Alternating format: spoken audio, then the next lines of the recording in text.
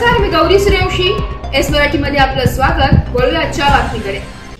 नाशिकच्या मनमाड नांदगाव महामार्गावर गायीची तस्करी करणाऱ्या पिकअप गाडीचा व पोलीस गाडीचा भीषण अपघात. पिकअप गाडी पलटी होऊन 2 बैल आणि 5 गाय जखमी, तर पोलीस गाडीतील हवालदार देखील जखमी. मनमाड नांदगाव महामार्गावर नागपूर जवळ गायीची तस्करी करणाऱ्या पिकअप गाडीचा व पोलीस गाडीचा भीषण अपघात झाला असून या अपघातात एक पोलीस व पिकअप चालक जखमी झालाय. पिकअप मधील गायी देखील जखमी झाल्या आहेत. या घटनेची माहिती मिळताच नागरिकांनी घटनास्थळी धाव घेतली असून मदत कार्य सुरू केलंय. याबाबत सविस्तर वृत्त असं की मनमाड नांदगाव महामार्गावर नागपूर जवळ गायी तस्करी करणाऱ्या पिकअप गाडीचा पोलीस पाठलाग करत असताना हा अपघात घडलाय. या अपघातात पिकअप गाडी पलटी होऊन 2 बैल आणि 5 गायी जखमी झाल्या, तर पिकअप चालक हा देखील जखमी झालाय. पोलीस गाडीतील हवालदार हे देखील जखमी झाले असून जखमींना तात्काळ मनमाड उपजिल्हा रुग्णालयात उपचारासाठी दाखल करण्यात आले. एस मराठी न्यूज साठी जिल्हा प्रतिनिधी विजय बडोदे, नांदगाव.